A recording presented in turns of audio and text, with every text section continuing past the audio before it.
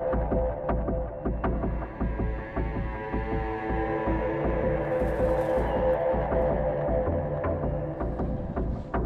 folks, welcome to this exciting video where once again, this is part 2. I don't know if you saw the last video, we're at the Montrose aerodrome here in Angus, Scotland.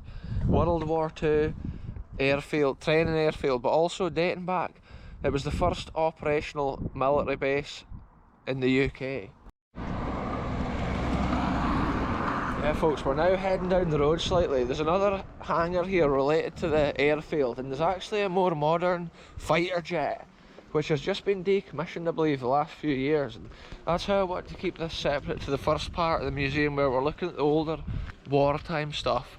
There is actually a Tornado fighter jet down here that we're about to go and see, so it's super cool, super interesting.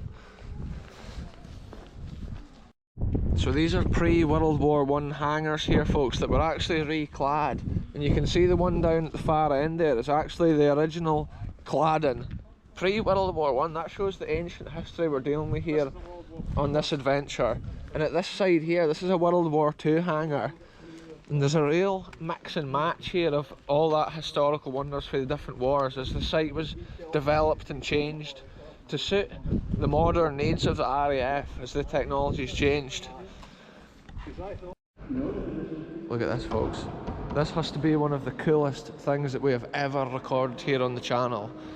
And look at it, it's a Tornado fighter jet. When I was young, this is like the main British fighter jet back in the day. And the interesting thing with these fighter jets, they're actually supersonic interceptor crafts originally, but they were designed for a multi-role. Not only interceptor fighter planes, but also they could do a bombing role as well. And the cool thing, these wings actually move depending on whether they're wanting supersonic flight or for short landing and takeoff. These wings here fold back and forward, and you can see these are massive external fuel tanks additions, probably for depending on what they were doing. I believe they had to remove this tail section here to get it even in the building, and you can see the big twin exit on the back of the engines here. The amazing thing with this plane is, I'm sure it would still fly. It's still a pretty much operational plane if they needed it, but now the Tornado has been decommissioned from the Royal Air Force. Just look at the size of it. I just love these planes folks. Wow, this is more modern than a lot of the airfields I visit are obviously from back in the days of the Spitfires and the Hurricanes, and the similar planes to what we saw in the last video. And that's the reason I wanted to make this second Montrose airfield video kind of separate, because I love this. This is the more modern, like, technology is the word I'm probably looking for here folks. Wow, the Air Museum here is definitely worth a visit. Look, Tornado GR4 ZD744, and look, that's the plane basically right there. So basically these are some of the first planes that were actually able to fly themselves pretty much.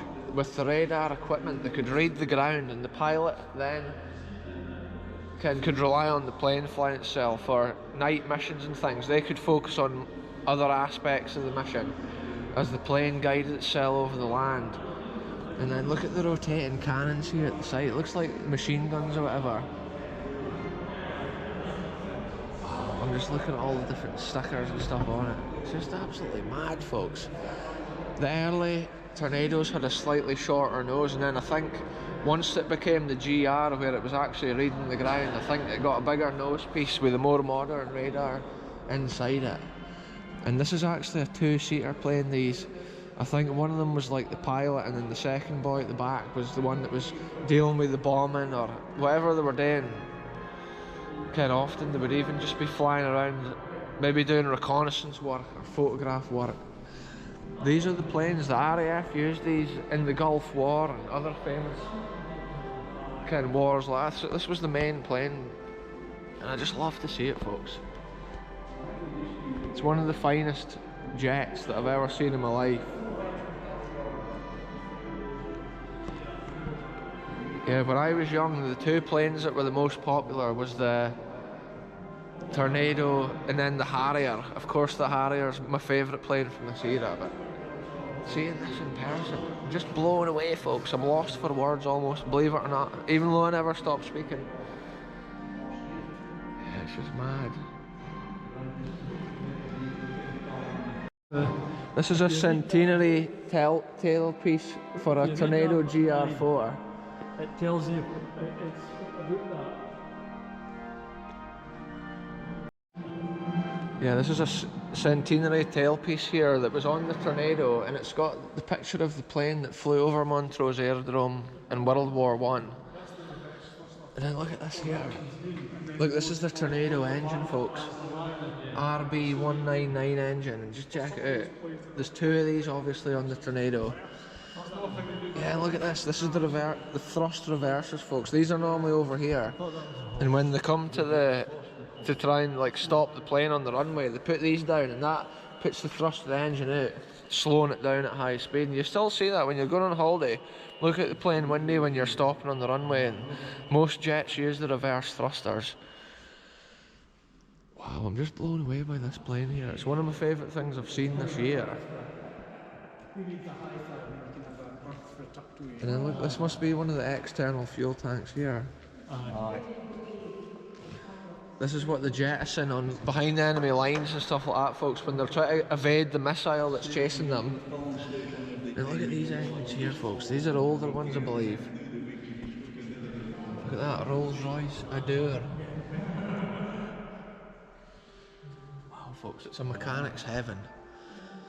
And then this plane here, this is the sort of plane that was actually flown over the Houses of Parliament, over London Bridge, by a bit of a rogue pilot back in the day, when it was like the anniversary of the RAF and there wasn't a lot getting done. He broke away from formation and training and actually made a point of flying over London, flying over the Houses of Parliament.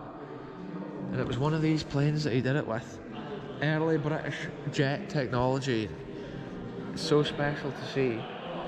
And the type of plane this is actually a Hawker Hunter F1, folks.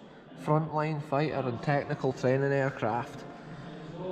And it's cool to see one here. I had no idea there was one of these at this museum, and it's so interesting to see. And it's amazing the amount of pipes and little devices and things that were on these planes. Just think, in the 1950s and stuff, they were relying on the most crude of technology, but you have to think back then it was the most latest technology.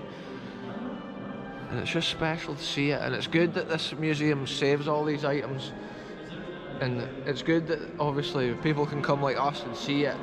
The history gets remembered, folks, from the time gone by. Like Rolls-Royce Bristol engine division right here, another massive chunk of Rolls-Royce, and I just love it. The Rolls-Royce, the build quality is second to none. Sought after the world over, and still obviously a main engine manufacturer. We've got all these fuel pumps and stuff like that. Each little thing, each individual component, folks, it's just mad. I would love to be a mechanic on jet engines, I believe. That's about the only thing, folks, that I've no stripped down and rebuilt. One of these units right here. Look, there's no actually a great deal of wiring on it considering what we're dealing with here. Wow, look at that, the big air intake. It's got a dent on it. So look at that, that's the machine there that they use for jacking up and putting the missiles or the bombs onto the end of the wing there, which is cool to see. And there is a few small little missiles down there. And look at this, folks, this is the last look of the Tornado before we head on out of here. It's such an amazing thing to see on the video, and I'm so glad I came today and saw this. It's just an absolute joy to see such an incredible creation, built for warfare, but it's just an amazing industrial machine, folks. And just imagine that when it's in supersonic flight. Think about how far the technology's come from an old thing like this to an incredible unit like that with so much bells and whistles on it, so to speak, folks. So check this out, folks. This is actually how a house would have looked in the 1940s when the war kicked off. Look at the interesting knickknacks in the house. This is similar to how the house may have looked. When I was at the RAF World War II airfield at Teelan, the house would have originally probably looked like this inside. Look at the wee fireplace, the wee stove thing. I'm constantly speaking when I'm in this room because there is World War II music on, and I don't know if it's copyright claimed. Here's a news report. On a high windswept hill on the wild Zunneberger Heath near the River Elbe. It's 10 minutes past 6 on Friday, May the 4th. The commanders of the German forces... Check it out, folks. This is genuinely how it would have been when the war reports were coming through on the radio. People would have been listening to see how Britain was getting on back at that time. Anyway, that's another super interesting knick-knack here of the history. Look, the boiled eggs have been there since 1940. Right folks, this video, we've seen the tornado and I'm going to end it here. It's been a short video, but it's been fun to separate the two bits of history here with the more modern fighter jet compared to the old stuff we saw in the last video, and breaking it up into the two episodes. It saves me trying to hurry through things and miss some of the interesting details of the history.